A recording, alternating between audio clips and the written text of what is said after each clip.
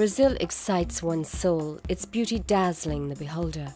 The intensity of light and brilliance of color stirs the imagination.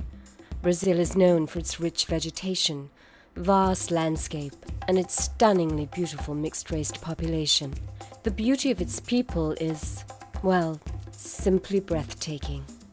Brazil is a country of stunning beauty manifested by its amazing beaches in the state of Bahia, the sprawling waterfalls in Foz do Iguaçu, the Amazon, Christ the Redeemer with open arms atop Corcovado Mountain overlooking Rio de Janeiro, is perhaps Brazil's greatest landmark.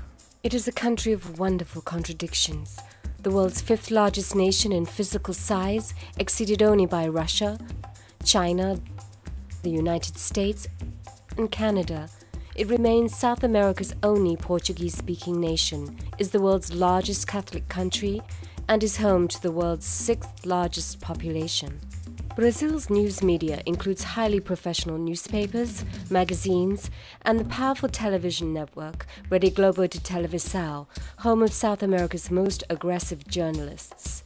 In recent years, they have investigated banking scandals, environmental abuses, the massacres of Amazon Indians, governmental corruption, and the increasingly aggressive murders of local street children, commonly known as street urchins, who are regarded by wealthy merchants as public nuisances who need to be swept off Rio's streets. The media also exposed the infamous Esquadros de Morte, also known as death squads. They are typically made up of off-duty or retired local police officers who routinely target children in the various favelas around the country, mostly Rio de Janeiro and Sao Paulo. Rio enjoys an enormous tourist trade and boasts of celebrity shopping districts, who some believe rival Beverly Hills' famous Rodeo Drive. To both protect the district and its profits, enterprising proprietors turn to extreme and inhumane means of sweeping the district. The result is the literal extermination of any street children who dare to sleep in front of their magnificent, famously branded shops. Shopkeepers have been known to hire off-duty local cops or former military-trained personnel to exterminate these unnamed and unwanted children. It is no surprise that this targeting simply generates more crimes of survival. A classic catch-22 situation. On a hot and stifling day in March 1997, innocent residents in the working-class sections of Sao Paulo and Rio de Janeiro were summarily shot, savagely beaten, and robbed by Brazil's uniformed military police, shocking the nation and causing profound soul-searching from within the nation's people and its government. This event in South America's most successful country was not surprising to many. In a nation of 170 million people, 35 million adults and 21 million children live below the poverty line and somehow survive on less than $1 per day. Brazil is a country which has lost its youth to drugs, violence, and increasingly organized criminal enterprise. The escalating violence testifies to Brazil's struggle as the country seeks to cope with the thousands of children wandering its streets.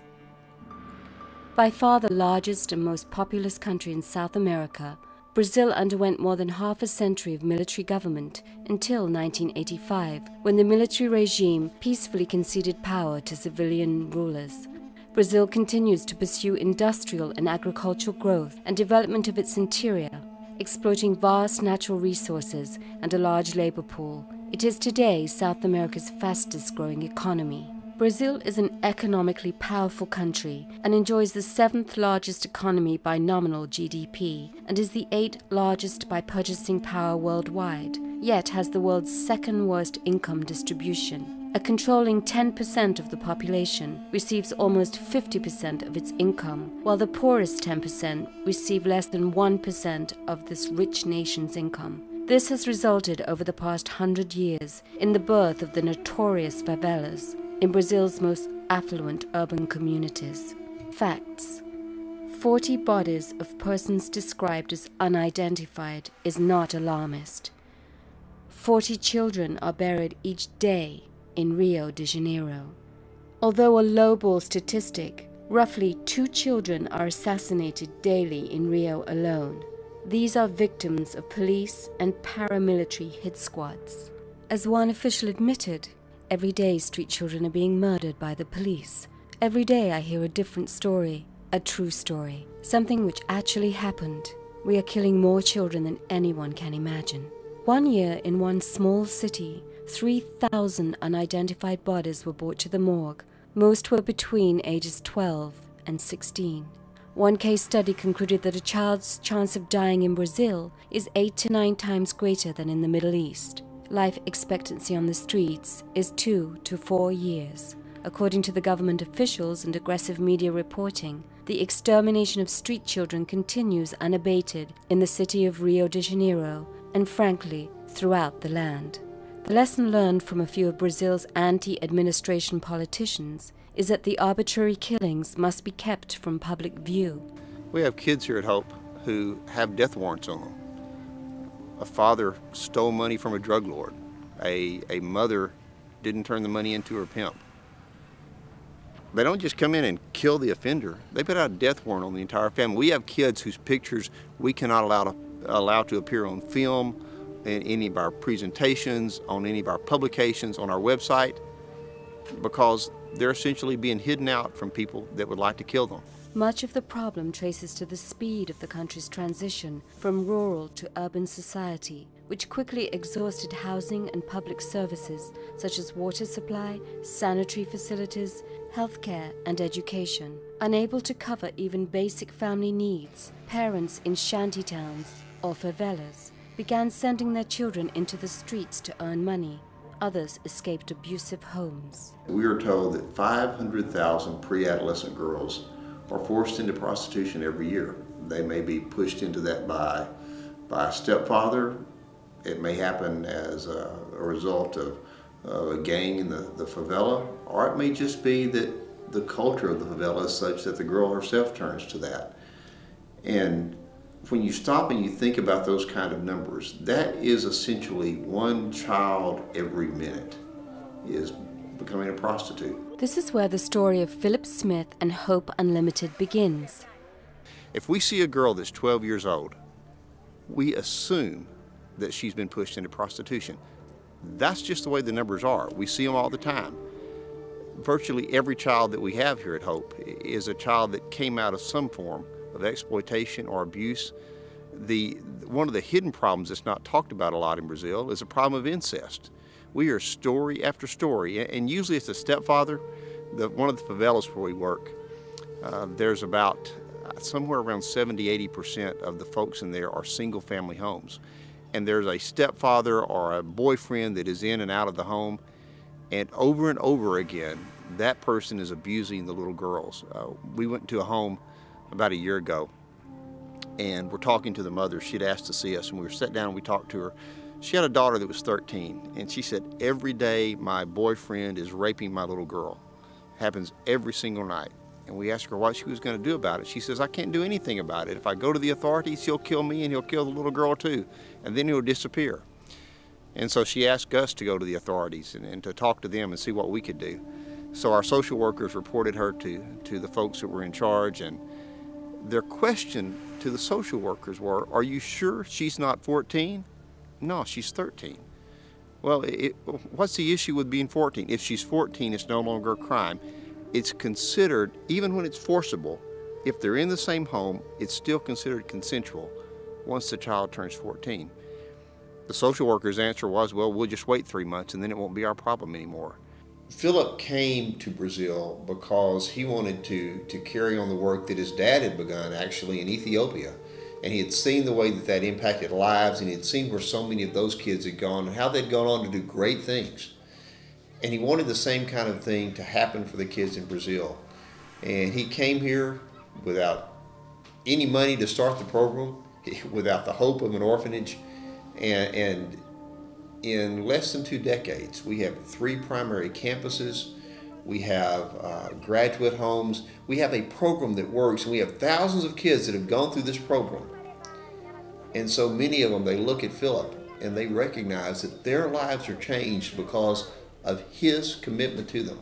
I've never known anyone who could see a problem and see a solution and then discern that path. He understands where they are and where they need to be, but more importantly, he understands the path from one to the other. The Brazilian Youth Authority began sending children to the City of Youth. Its criteria stipulating youngsters who are on the streets, have no viable homes or guardians, and are in imminent peril. Boys 12 to 15 and girls 8 to 18 are accepted into the City of Youth. And because girls are favorite targets of prostitution rings, they are accepted at earlier ages than the boys.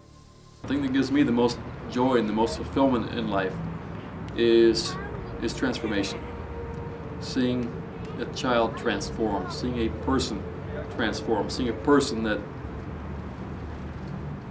had bad habits, that was unhappy, that was in a bad situation, to see them come to a place where they can feel fulfilled, where their self-esteem is raised up. And that's what gives me the most joy. Put in simpler terms is to see a smile on somebody's face. Whether, as my wife knows, it's cracking a joke to the toll booth operator and making him smile, or to investing my time and my energy and my resources to try to put the smile on the face of a child who's living in desperate poverty in a slum. Putting a smile on their face, but not that hollow smile, but putting a smile that you really know, and a light in their eyes that you really know comes from their hearts being raised up, and their hearts being buoyant. Because of the extreme challenges and disappointments involved in working with girls, very few programs exist for them.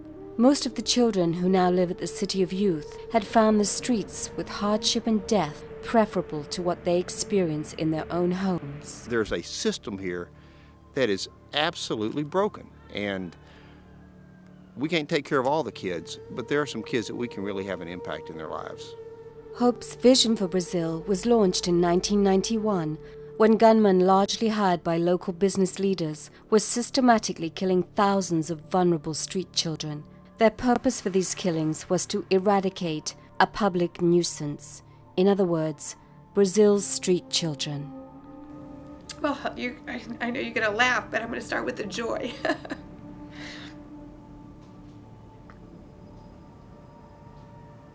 I think the best moment in my life at this point was seeing 2 of our kids graduate from college.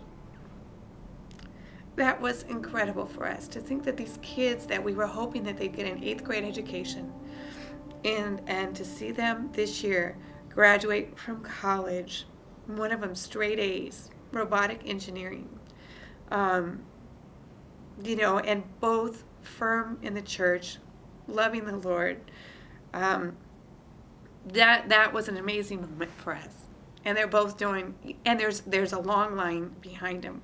When Diana, our first graduate, graduated from the program and she went back, the girls said to her, "What's it like?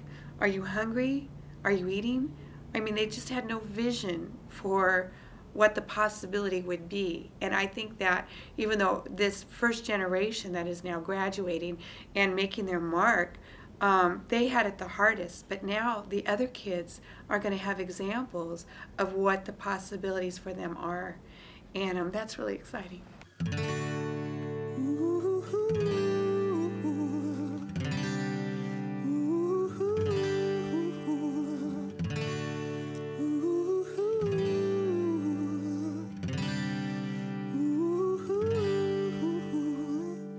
When I've seen so much in a short time, live and breathe on these streets. Like a lost child, watch the world pass us by as we play in the dirt, building castles in our minds, 'cause we got no place to go. If you close your eyes, we'll try to rise above the noise. If only for a second today, we could walk where the streets were paved with gold. Oh. In the city of hope, where the lights shine bright, we roam these streets and pray for the time someone will hear these tears that we cry In the arms of the Redeemer, grant us salvation tonight in the city, city of hope.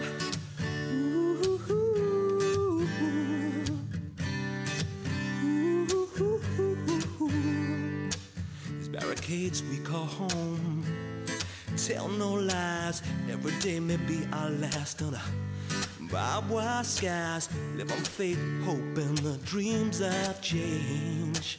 Crowds alive where the bullets fly through the tin shack alleyways.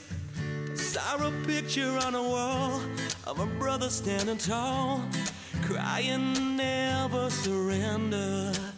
And though my hope disappears, unlike these skies and these fears, I pray we'll make it out of here alive.